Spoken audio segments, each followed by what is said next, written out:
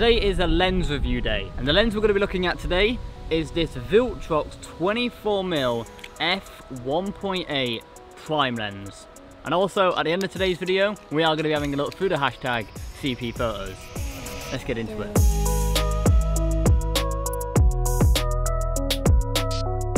Now, you may or may not recall, but this isn't the first time I have reviewed a Viltrox lens. I reviewed a few months back the 85 f1.8 lens, and it was a brilliant lens everywhere apart from video.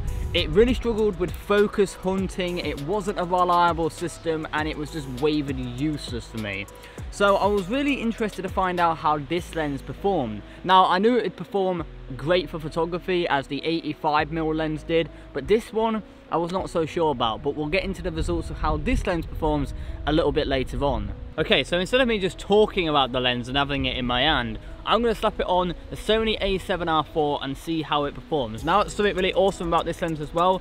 It is designed for full frame sensors, but it can also be used on crop sensor cameras as well. But yeah, let's just slap it on, let's see how it looks. And this is going to be f1.8 compared to f2.8, so bear this frame in mind and watch what it does to the background. Alright, so I'm now shooting at f1.8 on the Viltrox 24mm f1.8, and it is performing really well. I like the colours, everything looks great. I don't know if it's just my first impressions, but looking at it on the monitor, it seems to be a little bit wider, but I'll put a side-by-side on so you can see what these two different lenses look like in terms of depth of field. Is it a little bit wider? I don't know. But you know what? This Viltrox lens, it looks great. Focus is good. It's fast, responsive, everything you could possibly want. So yeah, let's get talking about it. Okay, I have made a massive cock up here. I brought my tripod with me, but the one thing I forgot to bring with the tripod was a tripod plate. So it's all going to be like this. Hopefully, in this woodland area, I'll be able to make like a makeshift kind of tripod. I'm so unorganised, honestly. Viltrox are very well known for their budget lenses, and this one comes in at under £400. £397 to be precise, but that's a great price point for a lens that has an f1.8 aperture. It's a prime lens at 24mm, and you might also know that Sigma and Sony also make prime lenses, but Sigma's is, I believe, around £700 and Sony's is £1,299. That's £902 difference to this Viltrox lens. Even though this lens is f1.8 compared to the Sigma and Sony being f1.4, and with it being so much cheaper, does that make it far less superior? I don't think so. Oh shit! Okay, well, calm down, nature. Nature, you are my tripod, don't let me down. It's actually the tripod itself letting me down, not the tree itself. Before we speak about focus performance and image quality, I want to quickly touch on the build quality of this lens. What I find is some lenses sacrifice on build quality to keep production costs down, and I always think it's a bad sacrifice, but this lens doesn't fall into that trap. It's lightweight, but also feels durable at the same time, made from metals, plastics, and a little bit of glass, of course, in the middle. And when it's in my camera bag, it doesn't weigh me down, but when I'm using it, it feels durable in the hand, and it has great ergonomics. This lens has a 55mm filter thread mount, but the filter I've got seems to be creating a lot of vignetting in the corner. That is not the lens itself, it's this cheap crap £20 filter I'm using. I might actually have to send it back and get a better one, because if I am going to use this for vlogging, I don't want that to be a constant feature. This lens also doesn't have any weather sealing, which should really come as standard for UK shooters, but we move. It also has a really cool feature, which is a D-click kind of aperture, so you can control the aperture on the lens itself. That was something I was not expecting with this lens. The only other lens I have this kind of feature on is my Sigma 85 f1.4, but it is something I don't find myself using. I much prefer to control the aperture through the camera itself, but it's really cool that it is an option there if you want to use it. In terms of focus for photography, this lens is a great performer. I've had a really great hands-on experience using it. I found the focus to be snappy, responsive, and it's a great choice for like street photography, architecture kind of work. night photography, astrophotography, and even landscape photography. So as we've seen, and as you can see, this lens is great for vlogging. Being 24mm and f1.8, it is just a great combination. But it isn't too wide where you see everything corner to corner, and it isn't too tight where my face is just filling the whole frame and it's too uncomfortably close. It's right in the middle. I'll be honest, right, I wasn't sure how this lens would perform for video autofocus, as I tend to find budget lenses often lack in that department. But this lens did great. From the focus test that I've conducted, it seems to be very fast, responsive, and it also has a really smooth transition whilst focusing from subject to subject. The one word I'd use to describe the video autofocus for this lens is dependable. You know, it's a reliable system. It shouldn't let you down in any shooting scenario for photography or video, and I honestly wasn't expecting to say that coming into this video. So yeah, this lens is pretty fantastic for both photography and video, but I think I'd actually be using this lens more for video than photography in the future.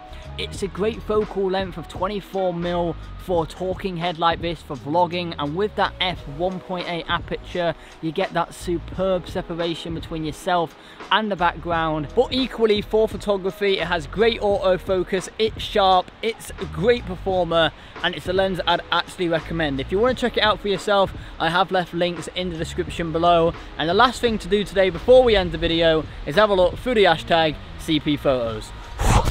Okay, so before we have a look through the hashtag, I want to quickly address the elephant in the room, which is why have I not uploaded a video for like the last month or so. If you follow me on Instagram, you know that I recently started a job in Leeds working as a videographer. The job is going so well, I'm really enjoying it, and at the weekends I've not been able to make content because I've been looking for a property in the Leeds area to move into.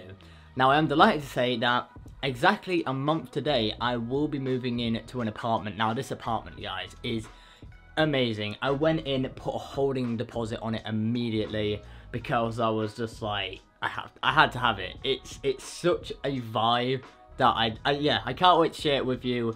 So yeah, things are going so well, but I've just had to sacrifice not doing YouTube content because I've just been so busy and had to sort out life, basically. But you know, set up this next chapter. But as soon as I set up and I'm all settled and everything, I'm going to be able to deliver a lot more great content, and I'm going to be situated in a great area as well. I'm going to be in the Leeds area. Manchester's not too far, York's not too far, Liverpool's not too far, the Peak District ain't too far. So you know, there's going to be a lot of great content coming from those places, and as well, because I'm going to be in a city, hopefully I'll be able to meet up with more of you guys and do photography as well. And I am going to be doing a POV in Manchester on Saturday with the Sony a6400, because I now don't need to look for properties, so I'm just going to have a weekend of creating and relaxing.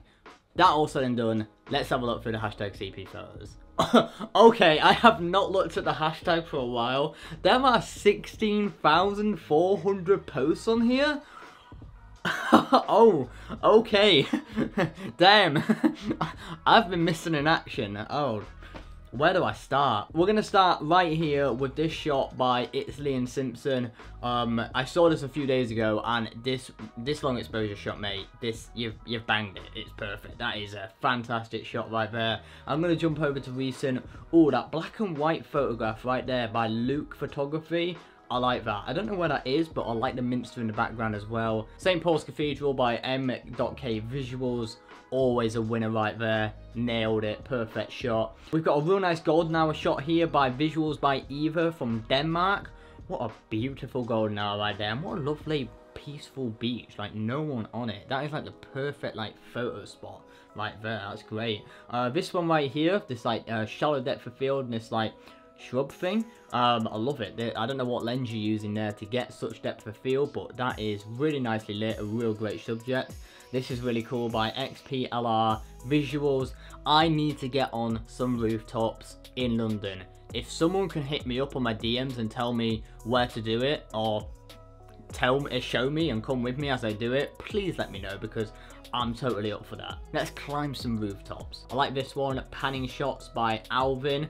These are really cool shots right here. That Kiev is pretty sick right there. I like the paintwork on that. Underground London by Jameson Coleman, really cool shot right there. I like the little bit of long exposure you got going on as well. We've got this shot here by Camera Lizard Photos. This reflection shot is perfect. I don't know if you had to wait for a specific bus to get the, well, to be fair, most buses are in London are red, so I bet you didn't have to wait long, but to get the double red lines and the reflection with the red bus, I like that. Matching colours. Great shot right there. I like this one, the free photo thing you got going on. I want to try this myself one day. And with a Ferrari, is that the 488 GTB? What a car, what a machine, by Azan. These are fantastic. That's all the photographs we're going to have a look at today through the hashtag. I could have honestly been there another 2.5 hours looking at all your work, but I didn't want to make this video super long, drawn out and tedious. But a massive thank you nevertheless, and there'll be plenty of more times for me to have a look through the hashtag, dive in and see what you guys have been creating as well. But that is where I'm going to be leaving today's video. Hopefully you have enjoyed it. If you did, make sure you hit the like button, comment, share, subscribe, everything like that. It'd be deeply appreciated. But until next time, take care, and I'll see you next one. Peace.